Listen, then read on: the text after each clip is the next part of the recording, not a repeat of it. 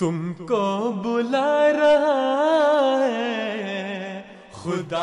Assalamu alaikum, mein Name ist Sharik Darek. Ich komme aus der Masjid Neuhof und ich bin Schulsprecher in meiner Schule.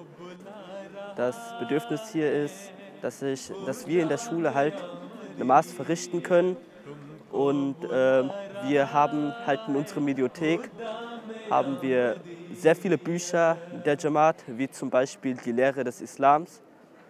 Und zumindest haben mir ein paar Lehrerinnen und Lehrer gesagt, dass ich ein paar Religionsstunden der Schülerinnen und Schüler mal mit besuchen darf und so eine Frage-Antwort-Sitzung dann kommt. Inshallah wird das auch klappen.